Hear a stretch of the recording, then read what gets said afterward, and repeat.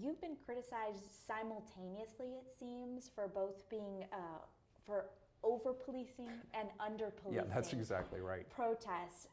It seems almost as though your approach is too liberal for the conservatives, too conservative for the liberals. How do you strike a balance? Are you fighting a losing battle? Well, I'll let history judge whether I'm fighting a losing battle. But you're right. We're criticized on one hand for over-policing. We're criticized on the other for under-policing. And I guess it depends on one's perspective. From my perspective as the mayor and the police commissioner, I just want to maintain consistent standards. And my standards are these. Number one, we're going to protect the public safety. We're also concerned about the safety of our law enforcement professionals. Number two, we're going to enforce the law. We will never cede this city to criminal activity or violence. Number three, we're going to continue to acknowledge and respect the fact that people want to exercise their First Amendment rights. People take that very seriously in this community. They want to be able to assemble and they want to express their opinions. So we support that. What we don't support is violence, and we don't support criminal activity. Well, we talked a little bit about how you kind of have been the target of some criticism on both sides, but I think one of your most outspoken critics is Portland Police Association President Daryl Turner. He's called Portland in this last year, he's called Portland a cesspool. He's accused you of hampering officers' efforts to enforce the law during protests.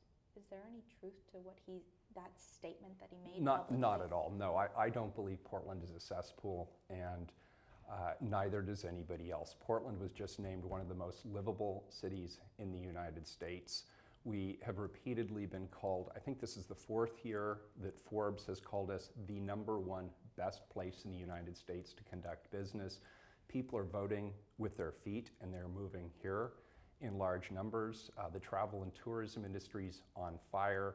So no, I don't consider the city of Portland a cesspool. I do think we have growing pains. We're not the small city that I was born and raised in. We're truly becoming a large global city. And with that comes all the big city problems: increased litter, homeless problems, issues around public safety. And we're still working our way towards being able to solve those problems. But I haven't thrown in the towel. I don't think Portland's a cesspool, and I'm willing to do the hard work that it takes to help us make that transition successfully to being a larger, more global community. So when he said that you have to remove the handcuffs from our officers and let them stop the violence through strong and swift enforcement action, that was a lie? I would not use the word lie. Mr. Turner, Officer Turner, indicated that I had somehow handcuffed the police on the June 29th protest, that I had somehow asked the police during that protest to stand down. The truth is, I wasn't even here. I wasn't even in the United States. I was with my family in Ecuador on a wildlife tour, and I was well out of cell phone range, and I was away from Wi-Fi. Now, I had staff here who were monitoring the situation, but I wasn't even in a position where I could do the things that he accused me of having done. So my view is this: my words to the chief and to the command staff prior to my departing on vacation were crystal clear. Use your training, use your good judgment, enforce the law. Don't let people commit acts of violence. Don't let people shut down regional transit. Keep the city active and moving. And don't let people get onto the highways or do anything stupid. So on the whole, I thought the police bureau did a good job. They were trying to manage 3 different protests that were taking place in different parts of the city over a 5 to 6 hour period. And frankly, the number of violent skirmishes was very few. We don't accept any violence. Any violence is too much violence. But on the whole, I actually believe the police bureau did a good job. When you talked about the message that you sent to police officers before these demonstrations, don't let protesters get on the bridges, don't let them get on the highways. Are the directives the same for every single protest? Absolutely. I've been very consistent in terms of those directives. And contrary to popular opinion, I don't actually call tactics.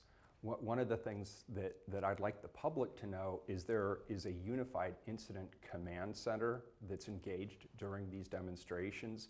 There's an incident commander, and certainly the police chief is on site, and information is being filtered from the field to the incident commander, and the incident commander's tactics are then reviewed by internal legal counsel. And so there is an active decision-making process during demonstrations, and the mayor has nothing to do with that on-the-ground decision-making, none whatsoever. Have you ever told Chief Outlaw to make an order, to give an order to the officers to stand I down? have never made a tactical decision, and I most certainly did not on June 29th.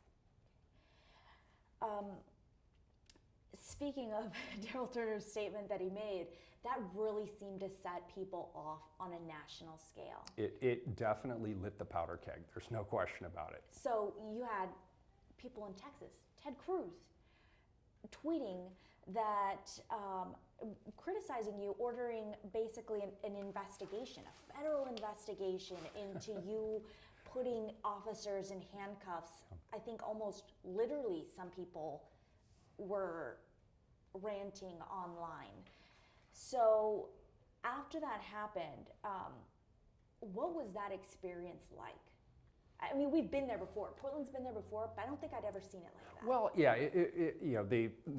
I got back from vacation, and by the time I landed at PDX, the narrative was already well underway. It had gone around the world 3 or 4 times at that point. I thought Senator Cruz's comments were highly irresponsible. In this day and age, when there is so much emotion, when people are so divided, either on one side or the other, to just be contributing to the noise like that and dumping fuel onto the fire, I thought it was a little bit beneath a United States senator, but he's certainly entitled to his opinion, as are other people. I'm used to criticism. That's part of the role that I play as mayor. I was surprised by some of the messaging that we received. We received very hateful, in many cases violent messaging here in the mayor's office. My staff was subjected to racist commentary. They were subjected to sexual commentary. Every one of my team members was threatened by violence. I'm used to that as the mayor. My family and I are now well attuned to being threatened, having our house burned down, having people throw fire bombs, threatening to be shot. None of these things have, of course, ever happened, but we're under constant verbal and social media attack. It just sort of goes with the territory today. I'm sorry that is the territory, but it comes with the job that I chose to do, and I'll continue to do the job, understanding that there's always that existential threat. That's just the way it is, and so I largely ignore it. I work through it. There have been 2 bomb threats in this building in the last month.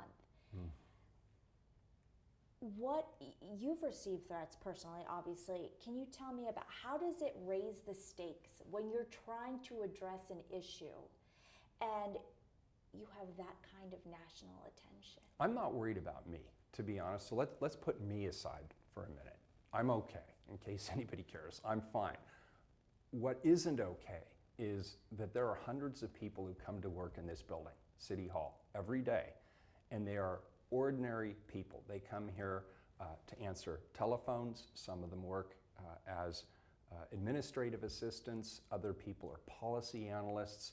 Others still are engaged in customer service to help the public when they walk into this building, or help troubleshoot when people have problems that they need solved. And the people who come here and work, and the vast majority don't get paid all that much, but when they come here, their jobs are hard enough without the threat of violence against them. And so I wish everybody in America would just take a deep breath and understand public employees are not the enemy. They are here to work for you on your behalf, and they don't deserve the kind of threats of violence and the kind of antagonism that they've received in the last couple of weeks. It really isn't fair to them. I signed up for it as an elected official. They didn't. I think what really prompted that was the attack on Andy Ngo, that video that went out through the internet. after the protest, you said the people responsible in that brawl were going to be held accountable. 3 arrests were made. Only 1 person is facing a felony charge. So would you call that a success in enforcement of the law, a deterrent for anyone next protest to do the same thing? Well, listen, first of all, I just want to make very clear, here at City Hall, the police and the arrests are our responsibility. What happens in terms of prosecutions, that's the district attorney. What happens in terms of convictions, that's the court system and the judges. We're going to focus narrowly on what we can do within our span of control around maintaining law and order. And what we do is when we see that somebody has violated the law, we go after them. Now, the police have tried to identify as best as they can some of the people who are involved in those brawls. I've said very publicly, Andy and I don't agree on a whole lot, but that's beside the point. He should not be subjected to violence, nor should anybody else in this city ever be subjected to violence. So I don't care who the perpetrator is or what their politics are. If you engage in criminal conduct or you engage in violence in this community, particularly in the name of politics, we will do everything we can to find out who you are and hold you legally accountable for it. One thing, you said you're in charge of arrests. You're in charge of basically making sure to maintain law and order. Yes. Well, the PPB is.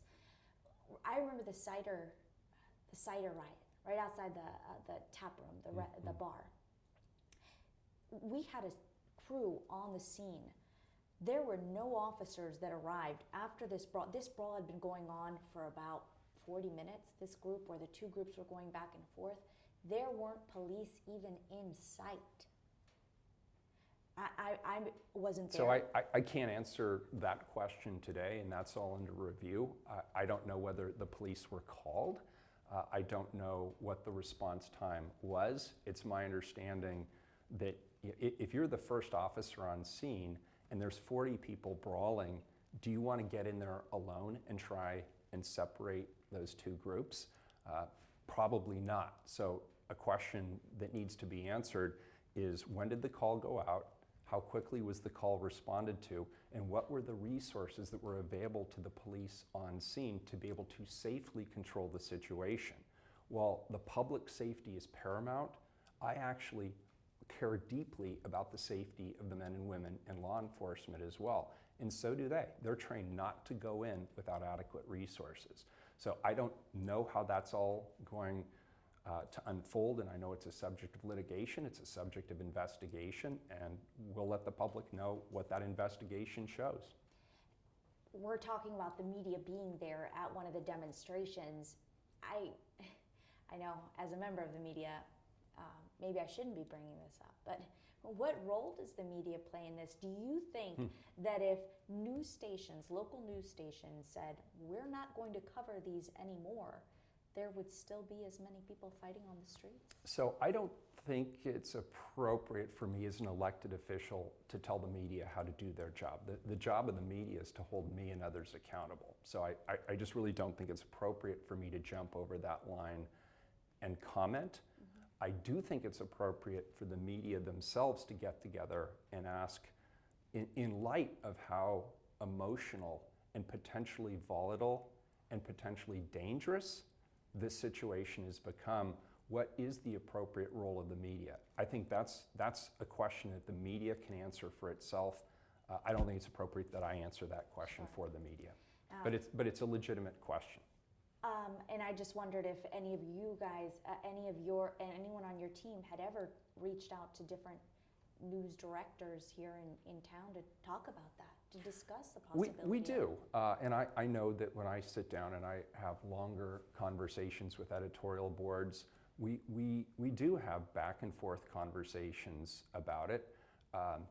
The media, like the police, have their own balancing act that they have to conduct. On one hand, it truly is news. There truly are events that are taking place, and the media is there to observe and to report, and later on through editorial capacity opine on what they reported upon. And that is the role of the free media in the United States of America. And it's not my role to tell the media not to do it or how to do it differently. But I think it is an internal conversation I'm hearing from people in the media where they're reassessing and they're reevaluating their participation and the way that these incidents are reported. But again, I think it's really important that the media evolve on its own and come to its own conclusions without my help. We